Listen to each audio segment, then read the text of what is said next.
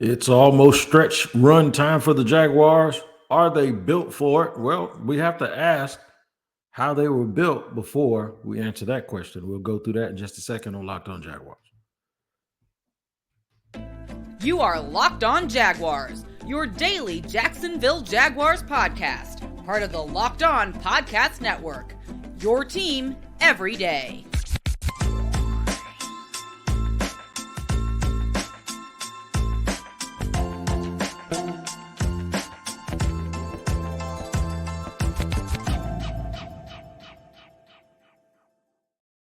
What up, good people? Welcome to another edition of Locked On Jaguars. I am the host of the Locked On Jaguars, Tony Wiggins. And here we like to let you know that it's your team every day, and we thank you for making us your first listen. A quick reminder, we are free to subscribe to on our Locked On Jaguars YouTube page. Make sure when you get there, you hit the subscribe button, hit the like button, and then hit the bell so you receive notifications anytime we drop an episode. If you're riding around in your car and you listen to audio podcasts, make sure wherever that is, you check in every day so you don't miss a show. LinkedIn Jobs helps you find the qualified candidates you want to talk to faster. Post your job for free at linkedin.com/lockedonnfl. That's linkedin.com/lockedonnfl to post your job for free. Terms and conditions apply. What's going on? Welcome to another edition of the show. I am the host of the show once again, Tony Wiggins. And here on Locked On Jaguars, it's always your team every day. Hey, this is what we got going on, man. We're going to talk about this stretch run, this schedule that the Jags have coming up. This is the meat of it. We talked about it at the beginning of the year. This 6-game stretch is going to really show who they are and whether they're built for it. Before we can answer whether they're built for it, we're going to talk about how they were built, how the Jaguars were built. Talking about free agency, and then we're going to give a little love to Trent Baalke here. Or a little spotlight to Trent Baalke, a little attention to Trent Baalke. It might not be love for everybody else, but we'll go through the draft picks, the years. I like to think that 2023 is a little bit early to be judgmental either way, whether you want to say yay or nay, but that's not really what we're going to do. We're just going to point out the facts of the last 3 years, including in the offseason and some of the additions that they made, and maybe things that they should have done a little bit different. So we'll talk about in segment 2 key free agency additions, and then we'll go draft picks by Trent Baalke as well. First segment, though, we're not going to bury the lead. We're just going to talk about the Jaguars, who they are, what are they, and then we'll get into deconstructing or reconstructing how the team was put together. I know there are a lot of people right now that are going to sit here and say, yep, let me tell you one thing they should have done. They should have done this. They should have done that. They should have taken Sauce Gardner, and then they should have gone out and got more pass rushers. They should have done this. We're going to get all the negative points of views, and there are more than you're welcome to do it. I'm not tripping on that. I will remind y'all, though, the team is 6-2. All right. And I know we can be greedy because I'm one of those people that have said, let's just be greedy. So we're not going to settle for the fact that they're 6-2. They could have been built differently and still been 6-2. And I know some people, it's a lot of mental gymnastics to put yourself through that right now, when you could just be enjoying the fact that the Jags are one of the best teams in the AFC and there's still a lot of football left to be played. Y'all don't want to hear this, but there's a lot of football left to be played beyond this year. That's not a conversation we want to have, though, because whatever happens in the future will be affected by what happens this year. I remember at the beginning of the season, somebody asked me to go through free agency possibilities and what the draft needs will be for this team in 2024. My response was, there's too much going on in 2023 that hasn't even started yet for me to skip and take a look at that. I will, however, tell you this. There are people in the scouting department that don't think that way. They aren't allowed to think that way. There are people in the scouting department looking two years ahead right now. Not necessarily self-evaluating contracts and all of that stuff, but players. You're always under evaluation when you're an athlete.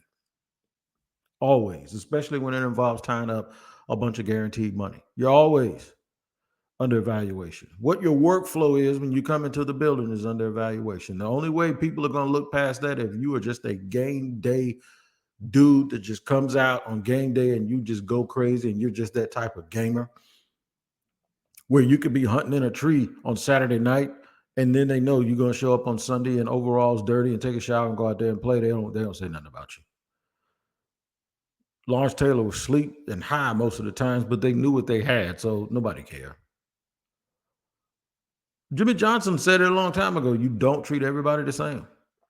If you're a game day gamer, people are going to just leave you alone. If you're quirky during the week and you don't have the same enthusiasm as everyone else, but every time, the coin toss gets flipped and they kick off and there's another team wearing a different jersey, you step up and play, folks will make excuses for why you are that way. Oh, he's just ready to play. That's how he gets going. Performance will always trump all of that other stuff.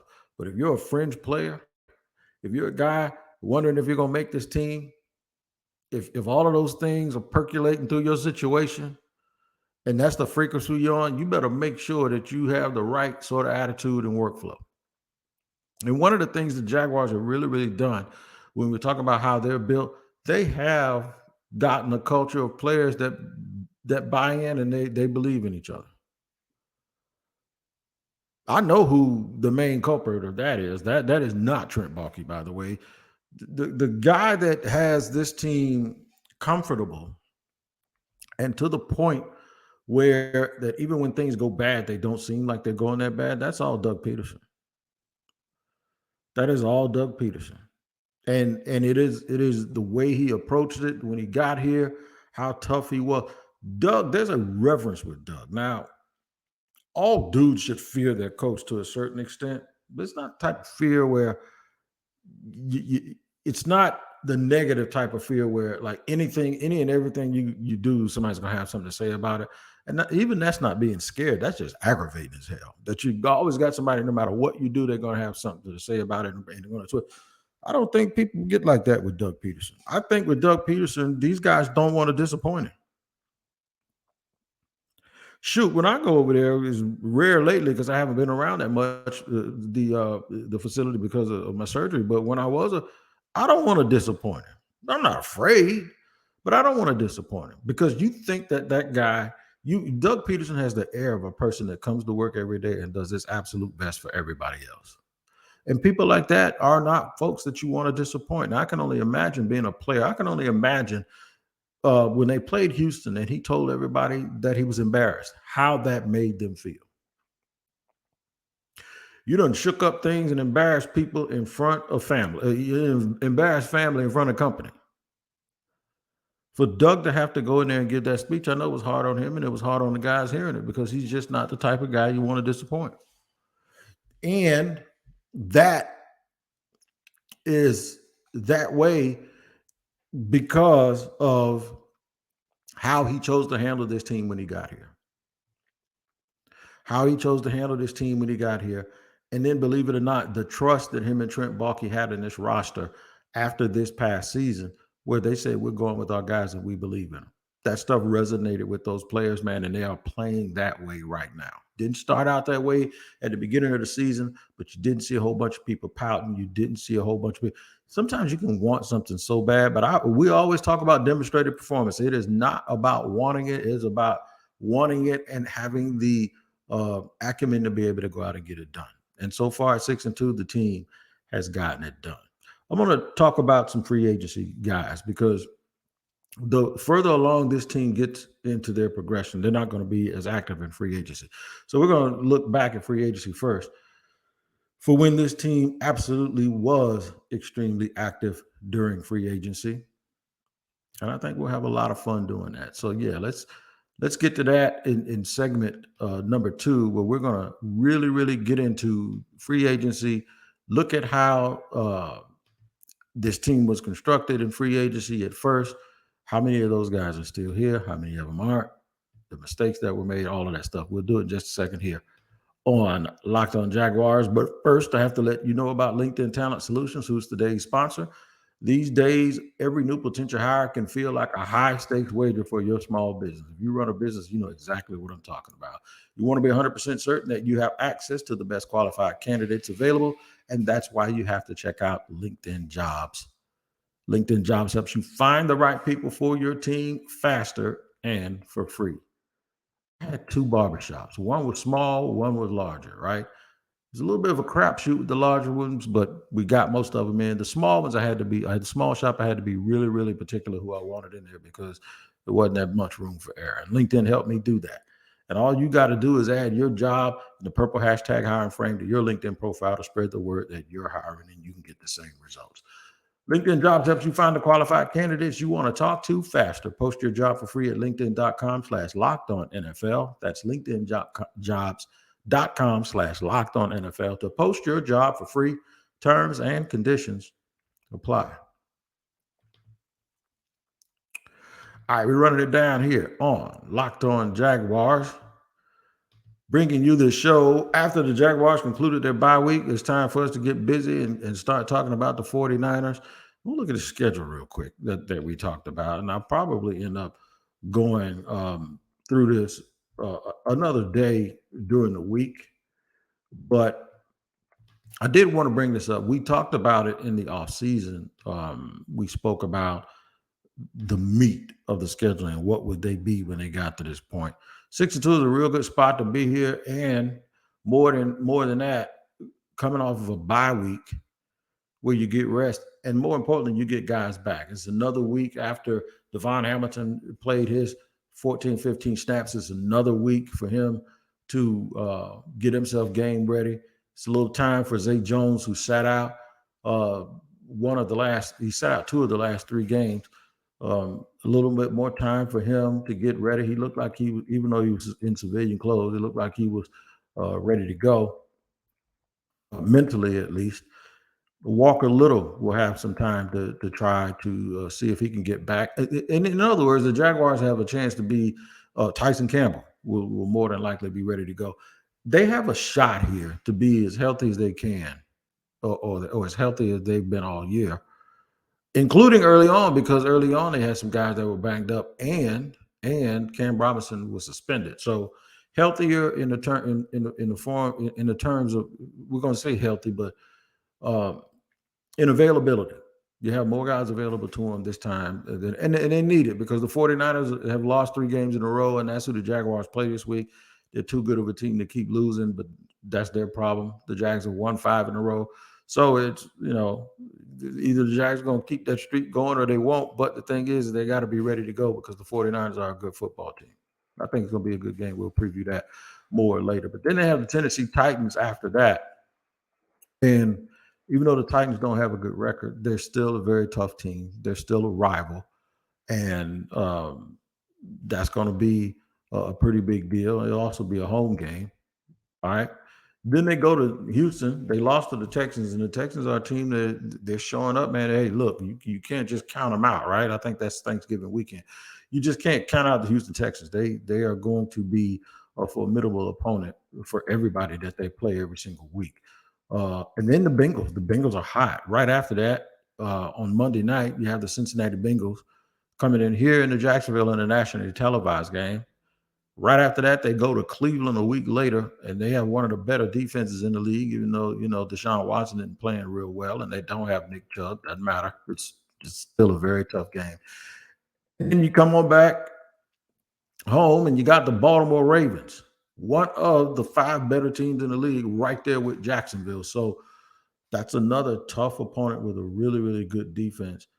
And then Tampa's played better than we thought that they could play, but I don't think it's going to be a game that the Jaguars, unless they have a hangover or something, that they're going to lose. But it's still a tough physical football game. After that, it's Carolina, and then it's Tennessee. So the Jaguars probably have a chance to close with 3 straight wins. Add those 3 to the 6 that they already have. That's 9.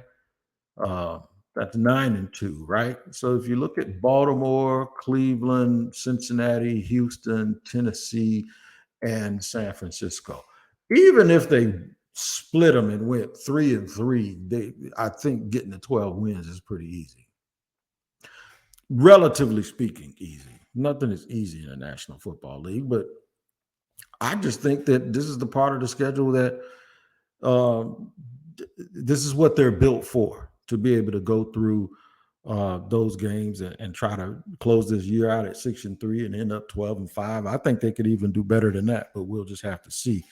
Are they built for it, though? First of all, let's talk about the veterans on this team and guys that will make a tremendous difference for the Jacksonville Jaguars here this year. Brandon Sheriff, the offensive line, that's going to be a big part. Brandon Sheriff, first of all, he's the the lineman that they didn't get on their own, right? That you're going to start. Of course, you can think about Ezra Cleveland the same way, but I really believe that Sheriff and his experience is going to be the big difference of keeping that line together down the stretch as you get all of those bodies in there and finally get the dudes out there playing together that we've been waiting for. It's going to be big. Christian Kirk, Zay Jones, and Calvin Ridley. Those three wide receivers are 1, 2, and 3. They were all brought here via trade or free agency. All brought here via trade or free agency. It's going to be huge. It's going to be really, really big offensively that all of those dudes step up. Everybody that I just mentioned. We'll go through the rest of them in a minute because all those guys were brought here via the draft, so we won't mention them. But yeah, this is a team that has primarily on offense is going to start a bunch of guys that they picked in the draft, except for the guys I just mentioned. Defensively, when you look at free agency, Roy Robertson Harris, he's been a really, really good, solid player for them. I was skeptical when they signed him. I said, look at the Jaguars trying to outsmart everybody and think that they know something that other people don't. He's been good, though. He's been solid. He hasn't been great, but he's been pretty solid. Foloronzo Fadakazi, I think they gave him a ton of money for what he's been doing for the Jaguars, but since Devon Hamilton was out, they really, really needed him. I don't know if he'll ever be worth what they spent for him in free agency, but he's another trench player that is a big body that can play, so nobody's going to be complaining about that. Maybe the best signing that they've had around here in a long time was Foyesade Oluwakan. I promise you, I followed the NFL as closely as anybody. When they signed him that day on free agency a couple of years ago, I was like, what? Yeah. Rayshawn Jenkins was another really, really good signing, and so was Darius Williams. So they brought some guys in that didn't work out. Shaq Griffin and those guys are gone, and some of those players are gone. But for the most part, what you have seen with the Jaguars, with the names that I have just mentioned, the Jaguars absolutely nailed it. Maybe Foloronzo Fadakazi is the one player that they picked that you can go, I don't know if that's worth it. Maybe they could have used that money in a different way.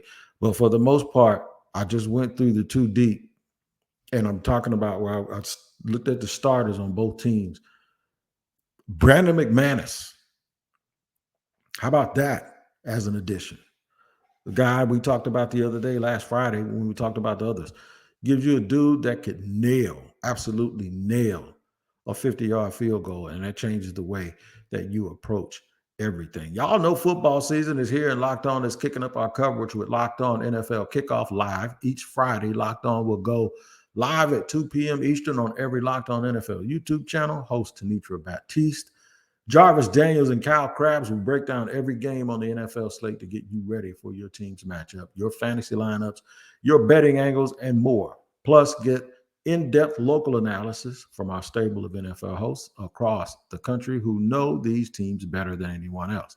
Find Locked On NFL Kickoff Live every Friday at 2 p.m. Eastern Time on any Locked On NFL YouTube channel. All right, so here, what we're going to do now is get you to segment 3, where we're going to go through the draft picks by Trent Baalke, and there's a caveat I have to let you know about.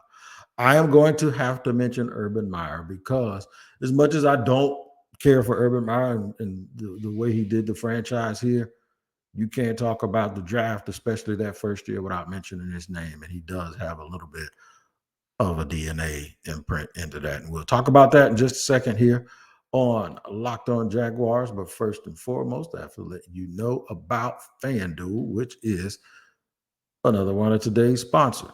You have to score early this NFL season with FanDuel, America's number one sportsbook. Right now, new customers get $150 in bonus bets with any winning $5 money line bet. I'm going to say it again. New customers get $150 in bonus bets with any winning $5 money line bet. That's $150 if your team wins. If you've been thinking about joining FanDuel, which you should be, there's no better time to get in on the action. The app is easy to use. There's a wide range of betting options, including spreads, player props, over-unders, and more. So visit FanDuel.com/locked-on and kick off the NFL season. I'll say it again. It's FanDuel.com/locked-on, all one word, and kick off the NFL season. FanDuel, an official partner of the NFL. All right, man, and y'all are official partners with me, Tony Wiggins, because you tune in if you're an everydayer every single day. And if you're not an everydayer, you can be. All you got to do is just tune in to the Locked On Jaguars podcast. Draft picks by Trent Baalke. Is this where Baalke gets an attaboy? Kinda. Is it also where I have to mention Urban Meyer? Because one of the themes from the 2021 draft was, well, obviously they had the number one pick in Trevor Lawrence, but then most of his coaches, a lot of his coaching staff had come from the college ranks, and there were players in that draft that they had recruited. Urban, of course, being a college analyst, had watched a lot of players, had gone to some practices. They took guys that they were familiar with, whether we thought that was right, wrong, and most of us thought it was wrong, and we were all indifferent to it at the time. They drafted people that they were familiar with from their time recruiting those players.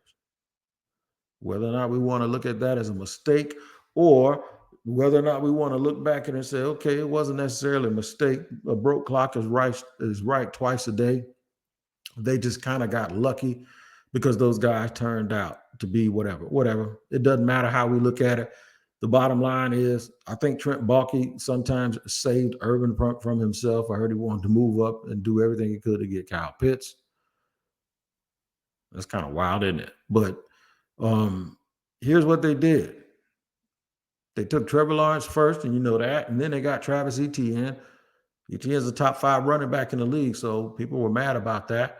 Then they took Tyson Campbell, and a lot of people wanted them to take Asante Samuel Jr. They broke about even with that one, even though Tyson's built a little bit differently. Then they drafted Walker Little, who I put Walker Little on my thumbnail today. And the reason why is because he was a big part of that draft. And he does give them a lot of versatility. Every pick isn't going to be a star, but there are people that still think Walker Little is a superstar. They think Walker Little is the best offensive lineman on the team. We'll have to see how it shakes out with him coming back off an injury and getting back in the left guard position, and then seeing what they do at the end of the year. Andre Cisco, but Walker Little does give them the versatility that if they want to let somebody go, they can, and then just put a younger player behind him for depth. He is good enough to do that.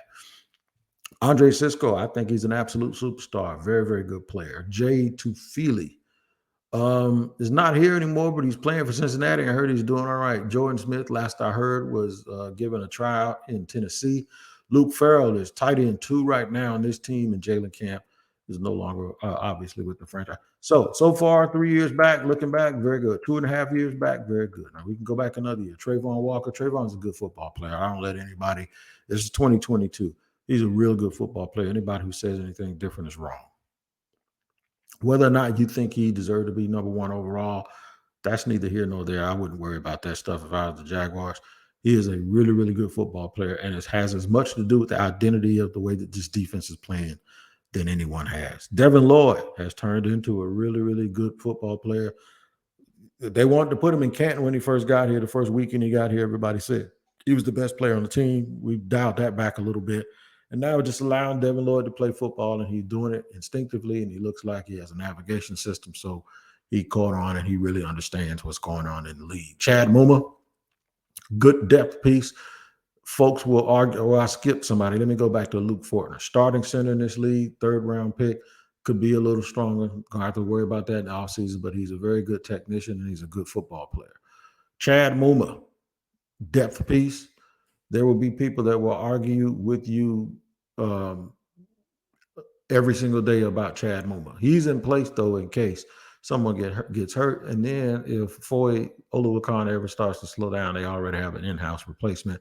Snoop Connor, I think he's on the practice squad. He may or may not be, but he doesn't have much of a future. Greg Jr., still hanging out, trying to catch on and be more than just a practice squad level player in the NFL. Monteric Buster Brown, 7th round, has shown up, and he's a developmental guy who they really like. So even though there's not as many picks, there's 7 guys. I'd say 5 of them. 5 of them are members of this team, and that's the way it's supposed to be going. This year, it's a little bit early, but we'll go through them. Anton Harrison is a starter. Brenton Strange is improving. Tank Bigsby needs to hold on to the football. Ventrell Miller, I believe, is on IR. Tyler Lacey has been in the rotation some. Yasir Abdullah is still waiting on his shot. But if there's somebody who's going to hang in there and do all the things he's supposed to do, it's going to be him. He's a very, very grounded individual. Antonio Johnson finally got a chance to make some plays and close the last game out with an interception at the end of the game and does some good things on special teams. Parker Washington got banged up. Chris Braswell has been hanging around, and Eric Hallett. Those guys have to show more than just to be practice squad level players in the NFL. Cooper Hodges got hurt.